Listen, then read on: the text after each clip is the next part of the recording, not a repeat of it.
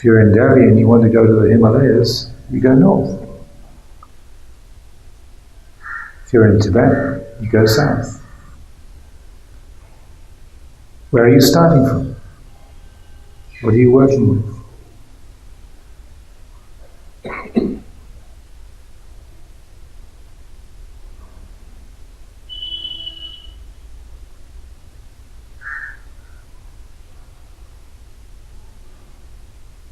We make this into a habit, particular skill we develop.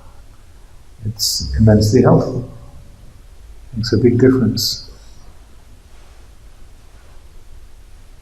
Supporting the mind in attuning to the present reality as it's experienced.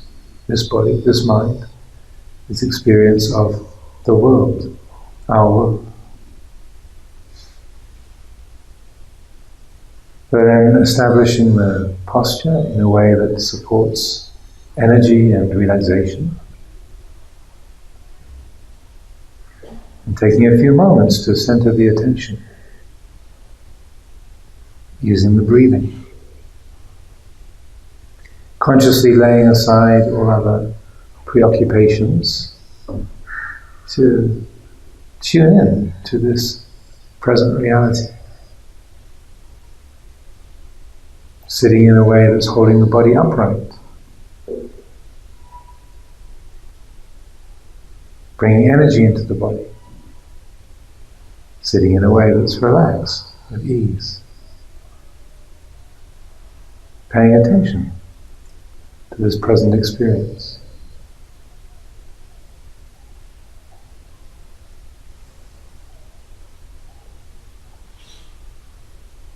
Now each of our minds works in a different way. Some of us have a lot of experience with meditation, others very little.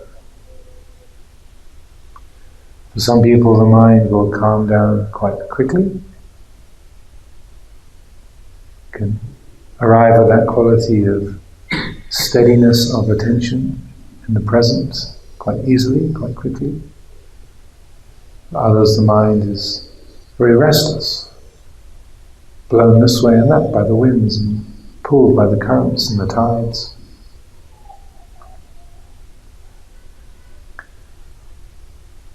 And we have to know for ourselves what the disposition of our own mind is. So if the mind is very distracted and agitated, it's still out on the water. We need an anchor. So we need to keep emphasizing that quality of grounding the attention in the present, using the simple meditation object like the breath, footsteps. But if you find that the attention is well settled, rests easily in the present moment, then there's no need to anchor the attention to a single object.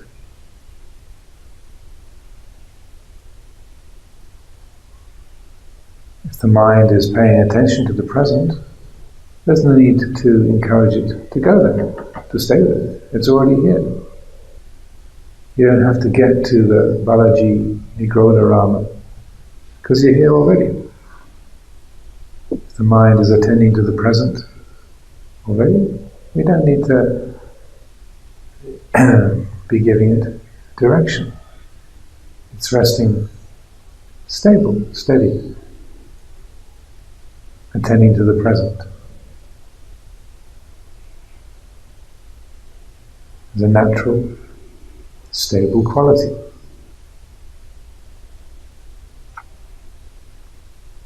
So during today, as and when you find your mind is more calm and you're more able to attend to the present as a steady,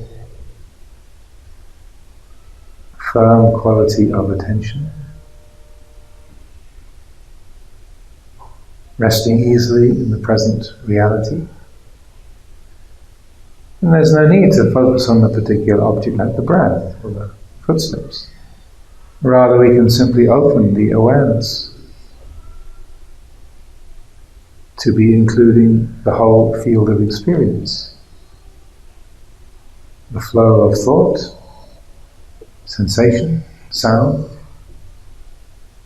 visual objects, tastes and smells, the whole field of our experience. So whereas concentration practice is bringing the mind to a point which excludes everything else, what we call the development of insight, vipassana, involves opening the mind to include the whole field.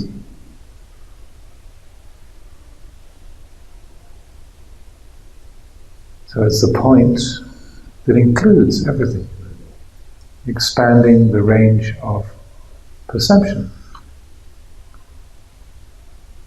to be attentive to the flow of all experience.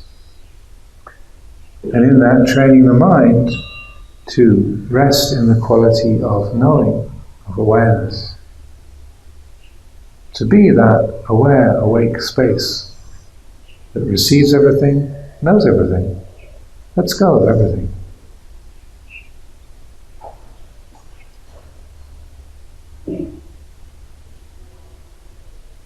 When the mind is unified in this quality of awareness, this quality of knowing, then there's a recognition of the arising and passing of a sound, a sensation, a thought, an emotion, the retelling of a story, imagining the future, different patterns of consciousness, different patterns of perception arise and pass away. Coming into the space of a room, a woman comes in, she leaves. A man comes in, he leaves. A child comes in, they leave. A dog comes in, they leave. A bird flies in, and they leave. The space remains the same while the different objects arrive and depart. So in this aspect of meditation, we're opening the field of awareness to be that receptive space that allows thoughts and feelings, perceptions to arise, to be known, and to be let go of.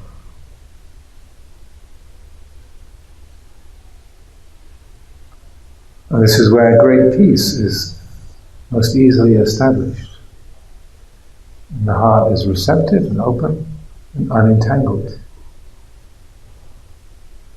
A sound is just a sound, a feeling is just a feeling, a thought is just a thought. They arise and pass away and have no essence, no substance, no core.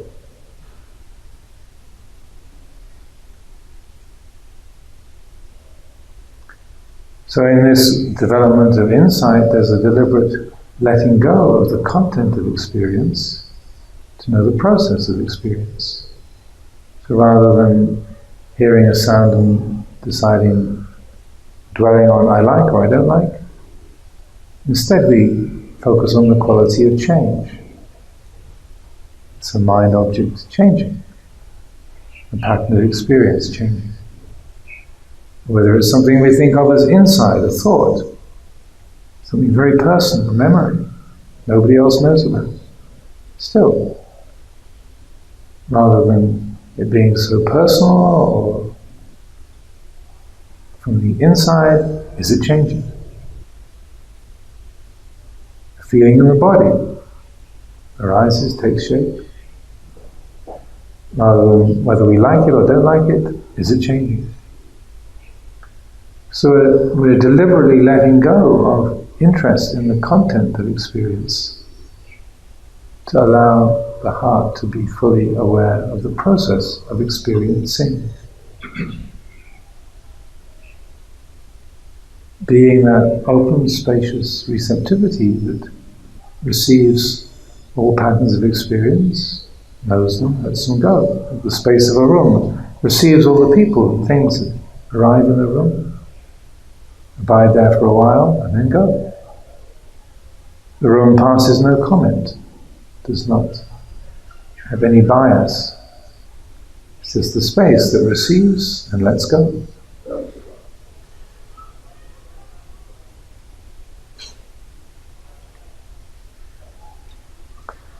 if we endeavor to establish meditation in this way, being that quality of knowing, aware, open,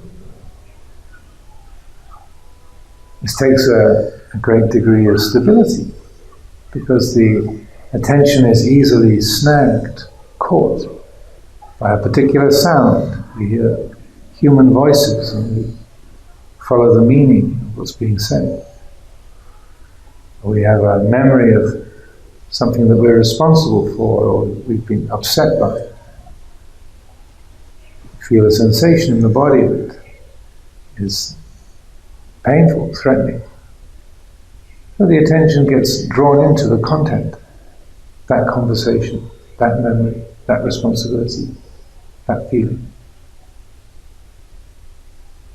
So to sustain the quality of non-entanglement, non-grasping, to train the mind to simply know and let go. Then we use the reflections on anicca, dukkha, anatta, just as we were reciting this morning. Change, unsatisfactoriness, not self. When we hear a sound, rather than do I understand it or not? Is it interesting or not? Is it changing? A feeling in the body, is it changing? A memory, is it changing? A plan, is it changing? A happy mood, is it changing? An unhappy mood, is it changing? And the reflection on dukkha, unsatisfactoriness. No matter how sweet a memory might be, it can't sustain that quality of sweetness forever. That which is exciting and inspiring eventually becomes boring, tiresome. The mind can't stay thrilled forever. A mouthful of your favorite food, at first, is a thrill, delicious. But if it's sat there on your tongue for an hour, it would be pretty boring. That thrill would be gone. So even pleasant feelings are unsatisfactory insofar as they can't please permanently and absolutely.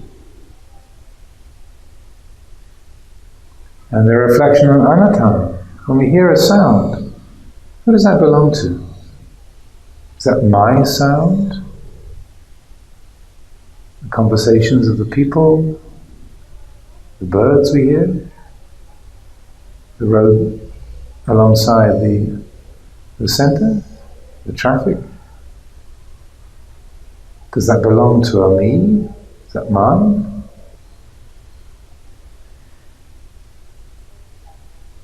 Similarly, the thoughts and feelings. It seems very strongly. It's I who think, I who feel, I who remembers.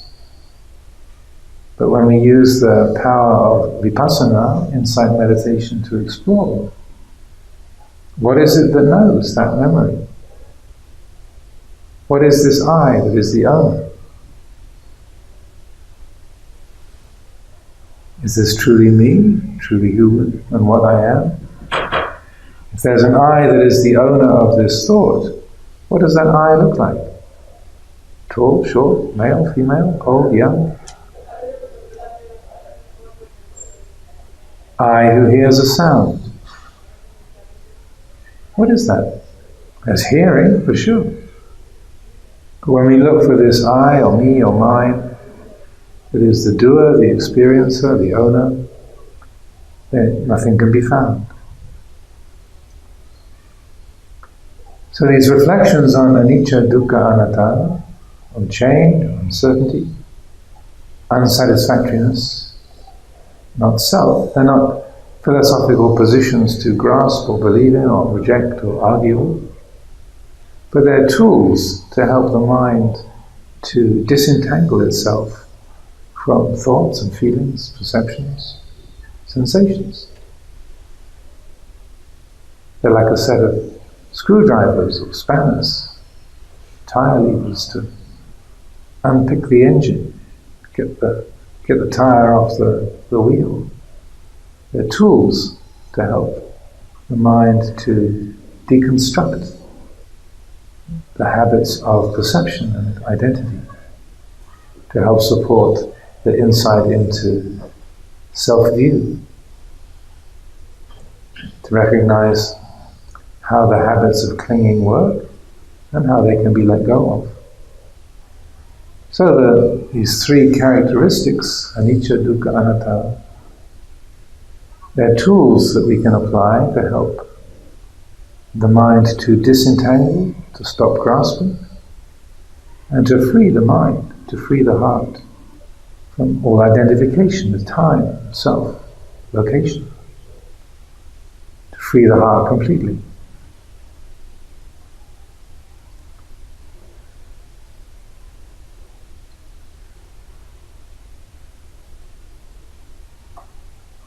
So when we apply these reflections on anicca, dukkha, anatta, this is one aspect of wise reflection, yoniso manasikara. We reflect on not-self, on change, on unsatisfactoriness, challenging the assumptions that the mind has. Not just to repeat the words anicca, anicca, anicca, anatta, anatta, anatta, dukkha, dukkha, dukkha. It's not just a matter of repeating the words, but like getting the tire lever between the tire and the rim of the wheel. You've got to work the tire lever into the gap and lean on it to get the tire off the wheel.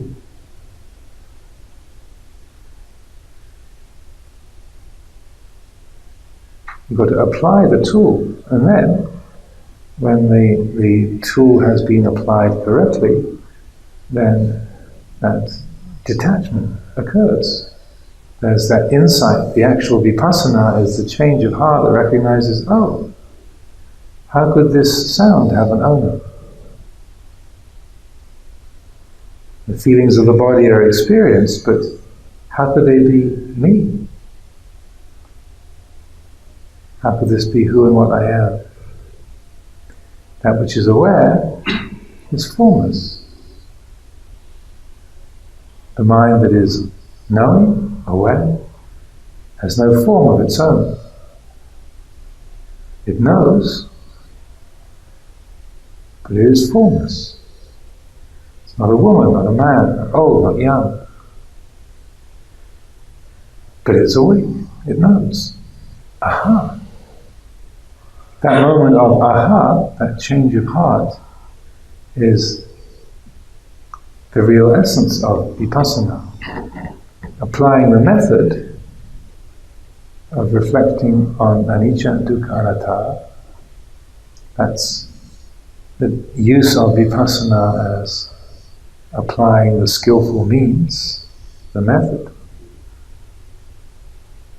But the heart of vipassana is that change of view. The mind seeing things differently. That, aha, oh. How could this be who and what I am? Oh. It's that change of heart, that change of view. That's the real insight. That's the moment of freedom, liberation.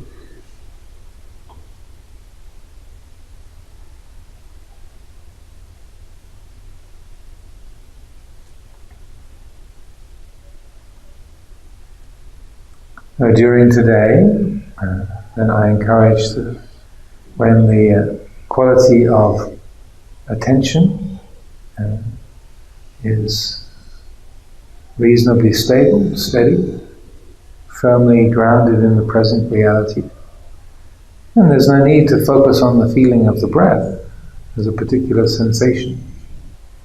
Rather, to open the awareness to the whole field of experience. A sound, a thought, a memory, an idea. During the walking meditation, changing colors and patterns, the movement of the body, to see if you can be that awake, open spaciousness that perceives the movement of the body, that perceives the changing visual world. As the body moves along, that which knows the body isn't going anywhere. It's always right here. It perceives changing patterns, but it doesn't go anywhere. It's always here, present, awake, open.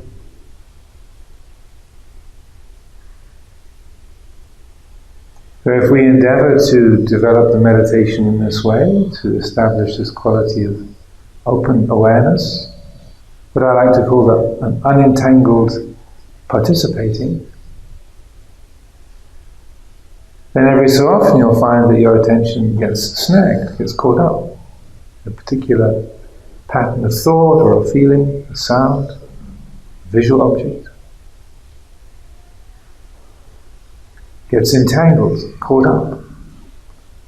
So at that time, notice that. Be aware of it. Bring the attention back to the body, back to your posture.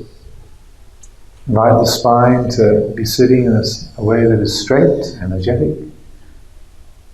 Relax the muscles of your stomach, your shoulders, your face. Re-establish the focus on the present. Maybe you use the feeling of the breath or the footsteps for a few minutes. Help the attention to become grounded, steady once again. And when the attention is more stable, grounded in the present, then let go of the breath or the footsteps once again as a particular object. Let the field of awareness be more open.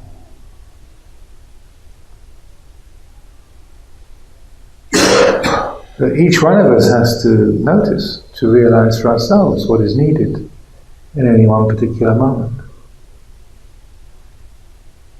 Like we know how much clothing we need to wear, or how much food we need to eat. Each one of us decides for ourselves. So you have to recognize for yourself what is the appropriate focus for the practice in any one moment. Is it time to let the field of attention be open, receptive, to develop the point of awareness that includes everything? Or is it a time to tighten things up, narrow the focus down, to re-stabilize the attention? What's needed? Only you can decide. Only you can know.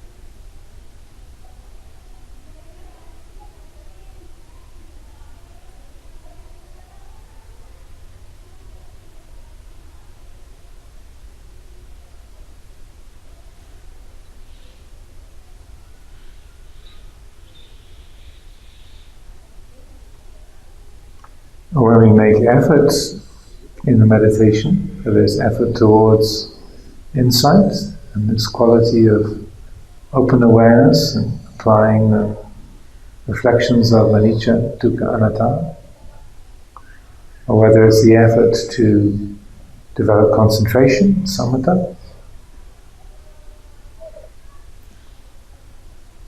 The central issue is how easily the habits of self-view take over the making of effort. A right effort, samma vayamo, is one of the elements of the Eightfold Path. So making effort is not intrinsically a chore or a burden or something that causes suffering. Otherwise, how could right effort be a part of the Eightfold Path, which leads to the end of suffering? So there must be a way that effort can be made that reduces suffering rather than increases it. So in the making of effort in the practice, what makes it liberating rather than obstructive or stressful, burdensome, is the element of I and me and mine. What easily happens with meditation is that the subtle aspects of craving, tanha, creep in. They come in the back door. These are the aspects of craving of bhava tanha, the desire to become, and vibhava tanha, the desire to get rid of. Bhava tanha means I want to get concentrated, I want to develop insight, I want to become a stream enterer. I want to become, I should, I must, I ought to. All of that I-making and mind-making is a causal element in the forming of dukkha, unsatisfactoriness. Vibhava tanha, I need to stop my chattering mind, I need to get rid of my defilements. I've got a lot of problems, I need to wipe them out before I can develop spiritually. I have to get rid of my greed, hatred, delusion. Got to get rid of the hindrances. I have to get rid of, I should wipe out this particular defilement.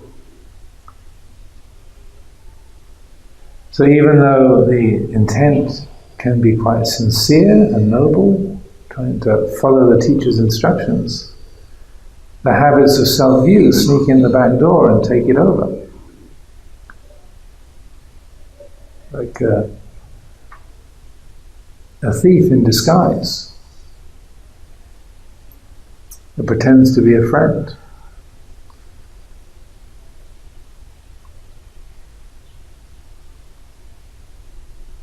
So in making effort, it's most important that this habit of I-making and mind-making, I need to become, I need to get rid of, that needs to be recognized and understood and let go of. That particular habit. And instead, to establish the heart in samma vayamo, in right effort, effort is still made, there's direction is given to the mind, to the body. Effort is made in the practice, but that effort is guided by mindfulness and wisdom, sati and panya, rather than by self-view and by craving, the desire to become, the desire to get rid of. So when effort is guided by sati and panya, it means the unwholesome is restrained from arising. Where if the unwholesome has arisen, it's recognized and let go of. The wholesome is encouraged to be brought into being. And if it's arisen, it's maintained. So there is a direction given to the mind. There's the recognition of what is wholesome, what's unwholesome, what's helpful, what's unhelpful. And choices are made, but those choices are guided by mindfulness and wisdom, not by the ego, not by self-view. This is a subtle difference, but it makes all the difference in the world. It's like coming to the crossroads and turning right instead of left. It's a small choice at the crossroads, but it makes all the difference in terms of the direction that you go. So as we make effort during today, notice how the mind frames that. if it forms thoughts like in the way of, I should get rid of this, I have to stop doing that, I should be more of this, I need to get that. Be attentive to those habits of thinking. Notice those feelings of I and me and mine as they arise. Get to know that flavor of I-making and mine-making. Ahankara, mamankara. Get to know that flavor, recognize it, let go of it. See if we can train the heart to put forth effort based on mindfulness and wisdom, rather than based on self-view. So effort is being made, there's great diligence, commitment, sincerity, but not based on I should, I've got to, I must not, but rather guided by the wholesome and the recognition of the wholesome, guided by the unwholesome, recognition of the unwholesome, turning away from the unwholesome, letting it go, turning towards the wholesome and cultivating it, sustaining it. In this way, the method that's being used, the cause is free of self, so the result will be free of self as well. If the cause is imbued with self-view, then the result will be filled with self-view also. It's necessarily going to be unsatisfactory, disappointing, frustrating.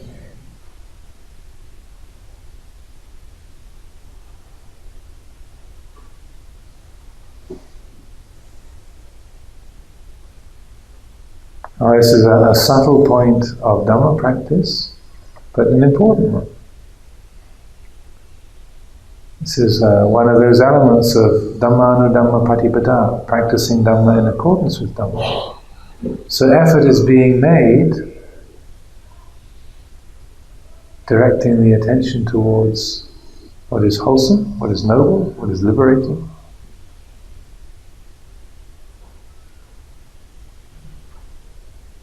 But that directing is made in accordance with Dhamma, in accordance with reality. Therefore it's liberating, therefore it conduces to genuinely entering the stream, making the breakthrough. That insight being unshakable. So a subtle point, but an important point. And if we can get a feeling for that, how that works, this is an immeasurable benefit, a great blessing to yourself and all those with whom you come in contact.